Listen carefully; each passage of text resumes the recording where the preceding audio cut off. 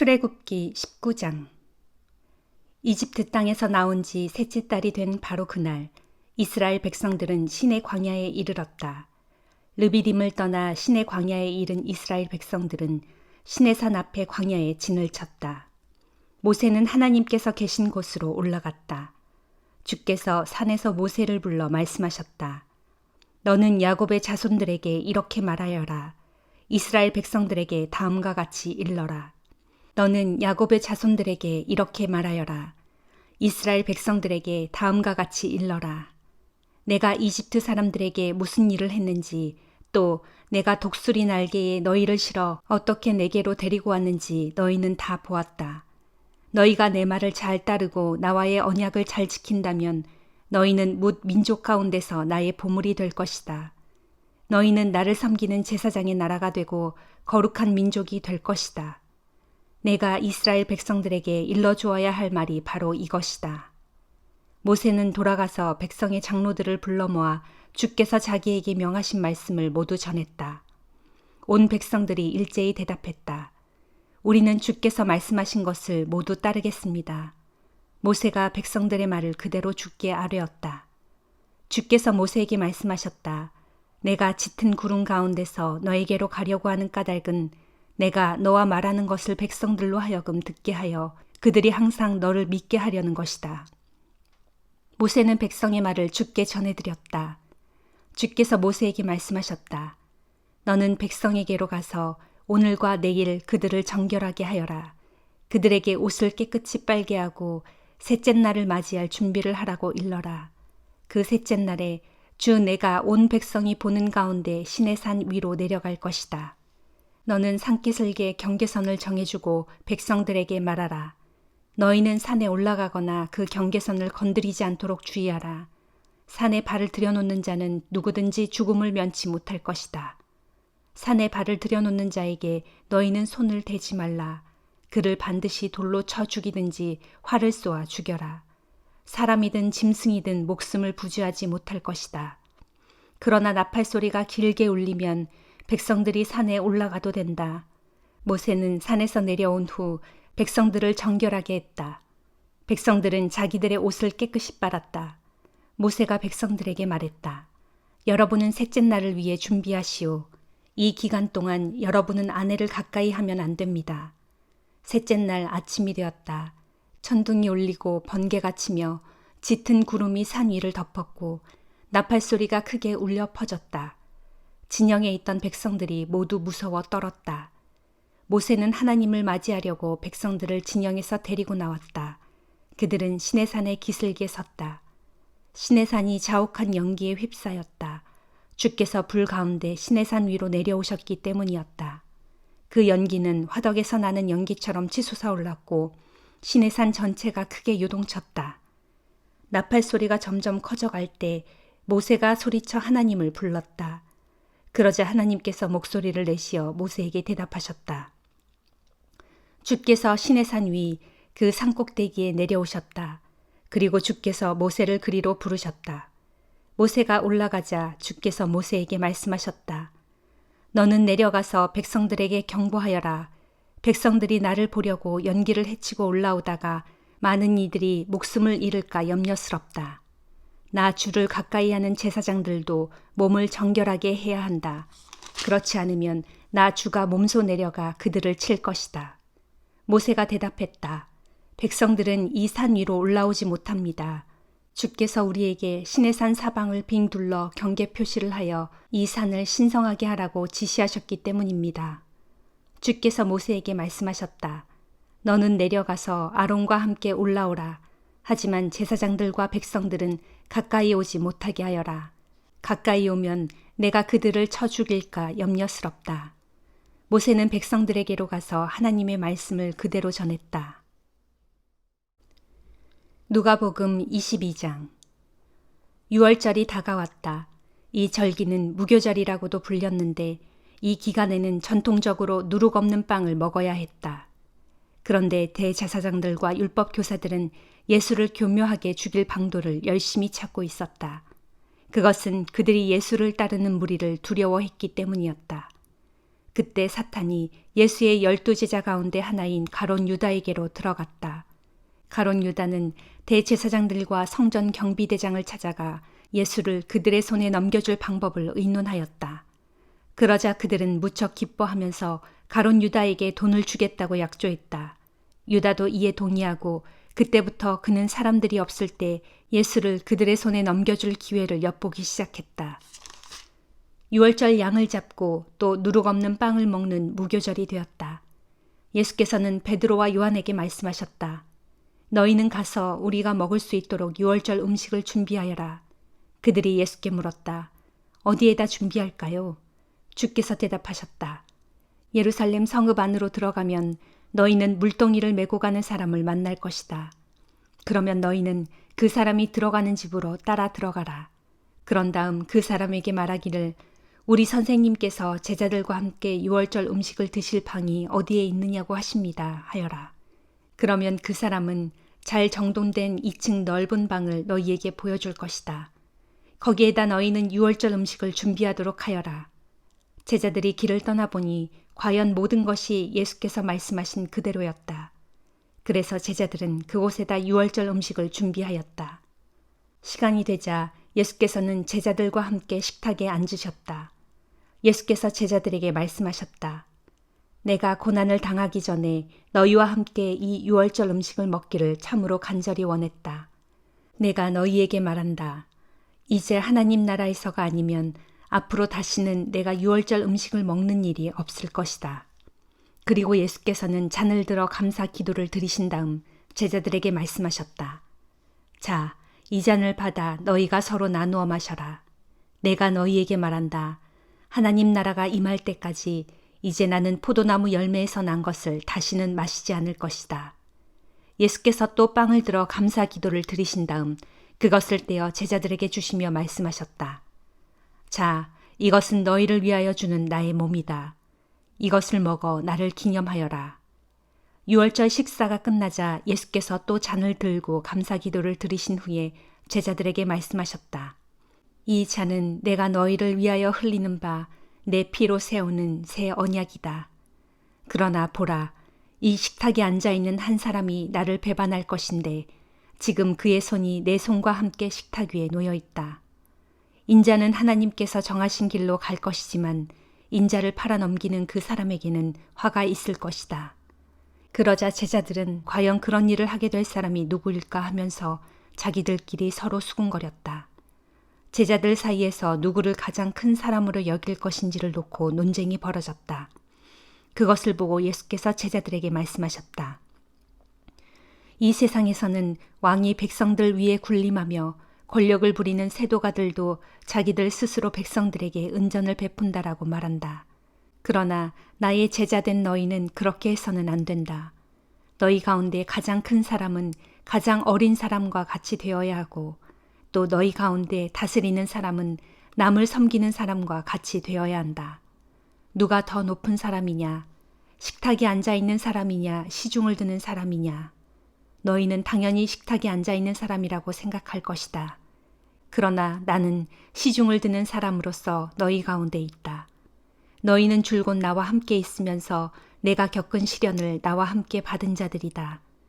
그러므로 내 아버지께서 내게 나라를 맡겨주신 것처럼 나도 너희에게 그렇게 하겠다. 장차 너희는 내 나라에 들어와서 내 식탁에 앉아 먹고 마실 것이며 또 보좌에 앉아 이스라엘의 12지파를 심판하게 될 것이다. 시몬아, 시몬아, 보아라. 사탄이 너를 밀가부르듯 하겠다고 내게 요청하였다. 그러나 나는 내가 믿음을 잃지 않도록 너를 위하여 기도하였다. 장차 내가 깨닫고 돌이킨 후에는 내 형제들을 굳세게 하여 그들에게 힘이 되어 주어라. 그러자 베드로가 예수께 대답했다. 주님, 저는 이미 주님과 함께 감옥에 갈 만반의 각오가 되어 있습니다. 죽음까지도 마다하지 않겠습니다. 예수께서 대답하셨다. 베드로야, 내가 네게 말한다. 오늘 닭이 울기 전까지 너는 나를 3번이나 모른다고 부인할 것이다. 그리고 예수께서 제자들에게 물으셨다. 일전에 나는 너희를 보내면서 지갑이나 식량 자루나 여분의 신발을 가져가지 말라고 했지만 어디 한 가지라도 부족한 것이 있었더냐? 제자들이 대답했다. 하나도 없었습니다. 예수께서 제자들에게 말씀하셨다. 그러나 이제부터는 지갑이 있으면 지갑을 챙기고 자루가 있으면 자루를 챙겨라. 또 칼이 없는 사람은 겉옷을 팔아서 칼을 사라. 내가 너희에게 말한다. 성경에 보면 그가 범죄자들과 한패로 여겨졌다라고 기록되었는데 그 말씀이 나를 통하여 이루어지게 될 것이다. 그렇다. 나에 관하여 기록된 일들이 이루어질 때가 지금 시시각각 다가오고 있다. 제자들이 예수께 대답했다. 주님, 보십시오. 여기에 칼 2자루가 있습니다. 예수께서 제자들에게 말씀하셨다. 그만, 그것으로 충분하다. 예수께서 밖으로 나가셔서 평소처럼 올리브산으로 올라가셨다. 제자들도 예수의 뒤를 따랐다. 그곳에 이르자 예수께서 제자들에게 이르셨다. 시험에 빠지지 않도록 하나님께 기도하여라. 제자들과 떨어져 예수께서는 돌을 던져 닿을 만한 곳으로 가시더니 무릎을 꿇고 하나님께 기도하셨다. 아버지, 만일 아버지께서 원하신다면 이 잔을 내게서 거두어 주옵소서. 그러나 내 뜻대로 되게 하지 마옵시고 오직 아버지의 뜻대로 되게 하옵소서. 그때 하늘에서 천사가 나타나더니 예수께 기운을 북돋아 주었다.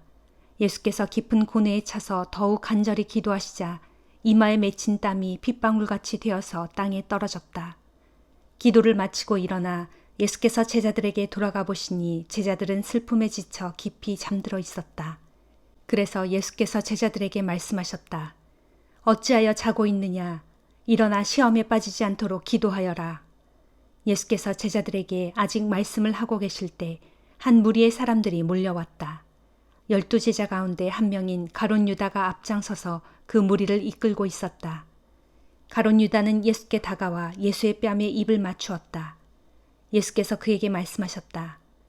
유다야, 너는 입맞춤으로 인자를 팔아 넘기려 하느냐? 다른 제자들이 지켜보고 있다가 예수께 말했다. 주님, 우리가 칼을 써야 하지 않겠습니까?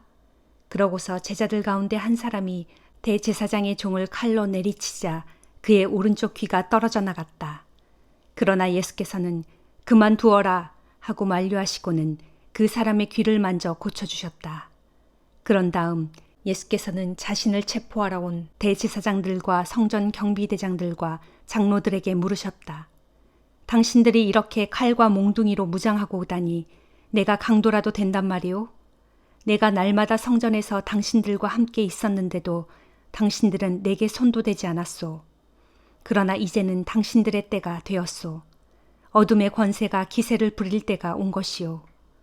무리가 예수를 붙들어 대제사장의 집으로 끌고 갔다. 베드로는 멀찍이서 뒤따라갔다. 무리가 뜰 한가운데에 불을 피워놓고 둘러앉자 베드로도 그들 가운데 슬며시 끼어 앉았다. 그때 한 여종이 불을 쬐며 앉아있는 베드로를 보았다. 그 여종은 베드로를 빤히 쳐다보다가 말했다. 틀림없어요. 이 사람도 예수와 한패예요. 그러나 베드로는 부인하며 말했다. 이 여자야, 나는 그 사람을 알지 못해. 조금 뒤에 다른 사람이 베드로를 보고 말했다. 당신도 그들과 한패였지. 그러자 베드로는 이 사람아, 난 아니야 하고 부인했다. 1시간쯤 지났을 때 또 다른 사람이 베드로를 보며 강경하게 말했다. 이 사람도 갈릴리 출신인 걸 보니 틀림없이 예수와 한패요. 그러나 베드로가 강력하게 부인하며 말했다. 이 사람아, 난 자네가 도대체 무슨 말을 하는지 전혀 모르겠소. 베드로의 이 말이 채 끝나기도 전에 닭이 곧 울었다. 그리고 예수께서 돌아서서 베드로를 똑바로 쳐다보셨다. 그제야 베드로는 오늘 닭이 울기 전에 내가 나를 3번이나 모른다고 부인할 것이다 하고 예고하신 주님의 말씀이 생각났다. 베드로는 급히 밖으로 뛰쳐나가서 아주 서럽게 엉엉 울었다. 한편 예수를 지키던 로마 군사들은 예수를 조롱하고 때리기 시작했다. 그들은 예수의 눈을 가려놓고 주먹으로 치면서 예언자여 알아맞혀 보아라. 누가 널 때렸지? 하고 놀려대면서 예수께 온갖 모욕을 가하고 욕설을 퍼부었다. 날이 밝아오자 대제사장들과 율법교사들과 장로들이 모여서 예수를 세워놓고 물었다. 내가 그리스도라면 그렇다 하고 우리에게 말하라. 예수께서 대답하셨다. 내가 당신들에게 말해도 당신들은 믿지 않을 것이요. 또 내가 당신들에게 물어도 당신들은 대답하지 않을 것이요. 그러나 이제 인자는 전능하신 하나님의 오른편 보좌에 앉게 될 것이요. 그러자 그들이 모두 소리쳤다. 그러면 당신이 하나님의 아들이란 말이냐?